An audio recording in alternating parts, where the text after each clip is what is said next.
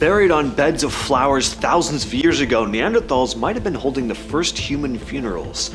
In the Amazon, entire tribes drank the ashes of their loved ones to keep their spirits alive inside them, and in Japan, monks slowly mummified themselves alive. Let's talk about some of the most fascinating rituals in history. Well, I never said we couldn't do rituals from different species of human. Back in the 50s, archaeologists were digging around in this cave in Iraq called Shanidar, and it was here that they found something that completely changed how we think about Neanderthals. They discovered a bunch of burial sites, and in one of them, the soil around the skeleton had massive amounts of ancient pollen from different types of flowers. It seemed like these Neanderthals actually buried this person on a bed of flowers. They picked specific plants and laid them out as part of a funeral. This was a major revelation because for people at the time, and even to a lot of people today, Neanderthals are usually thought of as these dumb, lumbering, troglodytes with the brain power of a pigeon, but the more they look into them, the less evidence they find of that. And based on this find, it was looking like Neanderthals understood death in a deeper way. Maybe they had their own ceremonies surrounding it. We can't say for sure why they chose those particular flowers, but they obviously had some sort of meaning, even if it was just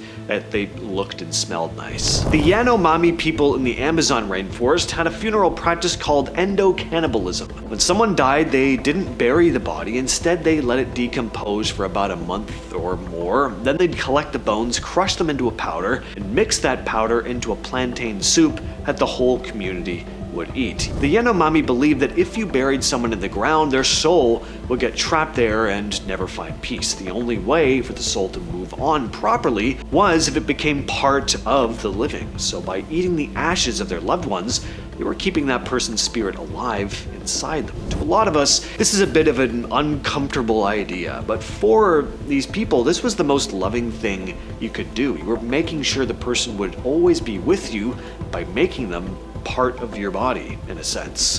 The Romans had this military ritual called Devotio that only happened in extreme situations. Say an army was about to get destroyed and there was just no way out. A commander, usually someone high-ranking like a consul, would call over a priest and formally dedicate his own life to the underworld gods. Then he'd wrap his head in his toga, get on his horse, and charge straight into enemy lines. The belief was that this sacrifice, this devotio, would spare the lives of the remaining Roman troops. The gods would accept his life as payment and then crush the other side. Doesn't get more metal than that.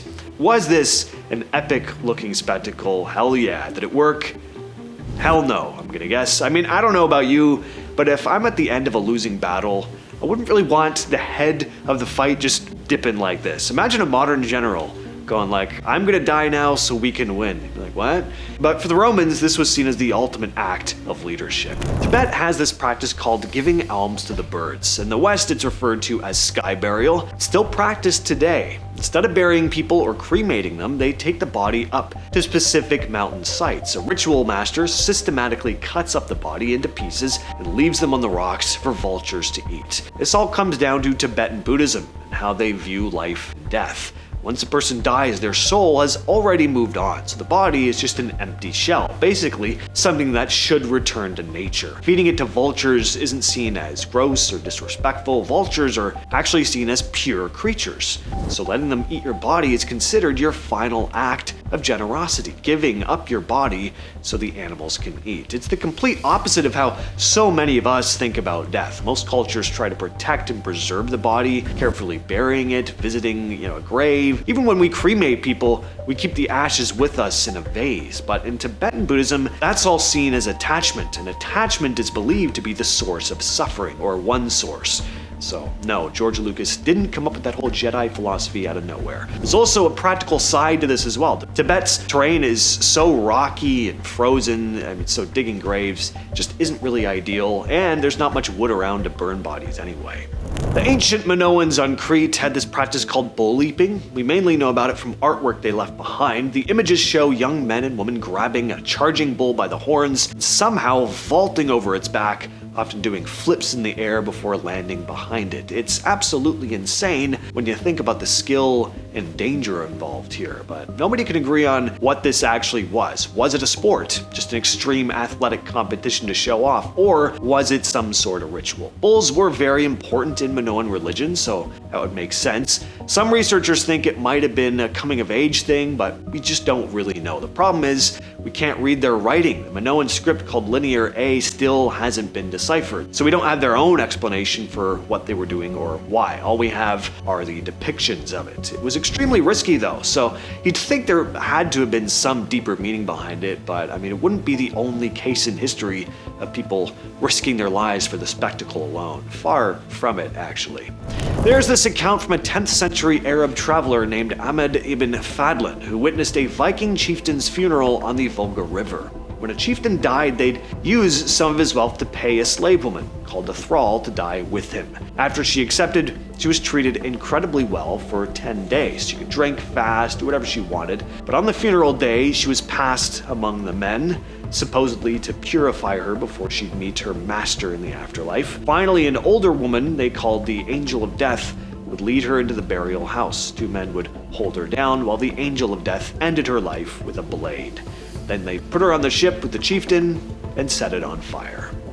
Trepanning is drilling or cutting a hole into someone's skull to expose the membrane around the brain. It's brutal, but we have archaeological evidence of people actually surviving this in ancient times. You could see where the bones started healing around the hole. Some of it was probably medical, relieving pressure from a head injury, but a lot of it seems to have been ritualistic. Ancient cultures believed that mental illness, seizures, bad headaches, or if someone was just acting weird, it was all being caused by evil spirits trapped inside their heads, so they drill a hole to give the spirit an exit route.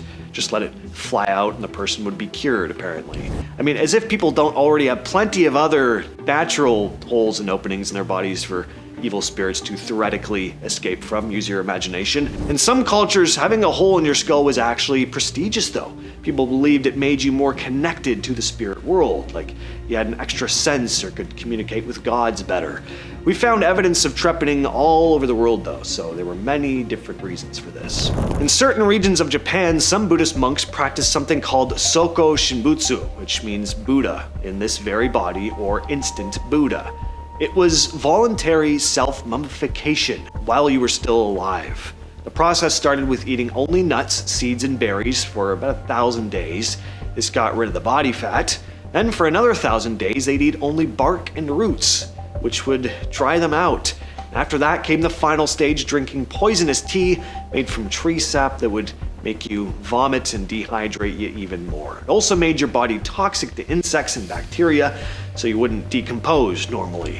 When the monk felt ready, he'd climb into a stone tomb, sit in the lotus position, and ring a bell every day to show that he was still alive. When the bell finally stopped, they'd seal the tomb. The goal here was to achieve enlightenment while your body naturally preserved itself. Only a few dozen monks are known to have successfully done this. I mean, you're basically torturing yourself for years. The Japanese government banned it in the late 1800s, but the mummies that succeeded are still around temples. Before the Romans had gladiator fights in the Colosseum, the Etruscans in ancient Italy had something similar, but much more ritualistic. When an Etruscan noble died, part of the funeral involved forcing captives or slaves to fight each other to the death near the burial site. This wasn't just for entertainment, it was required for religious reasons. They believed the dead person's spirit needed human sacrifice to be appeased.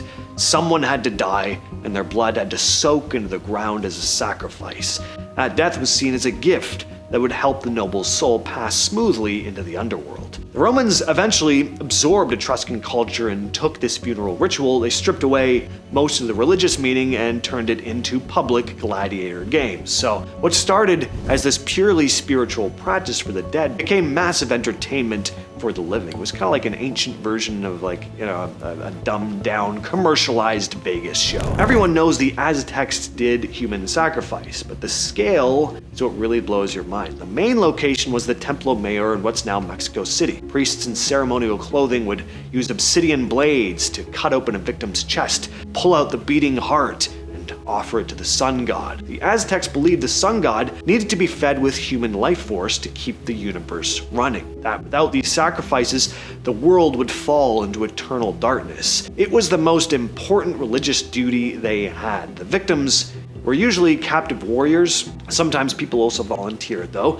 What's incredible is how this amazing civilization that built these massive, intricate temples, developed advanced farming, and created incredible art, they saw this as totally logical. To them, everything ran smoothly because there was a steady flow of human hearts being offered up to the sun. Pretty amazing.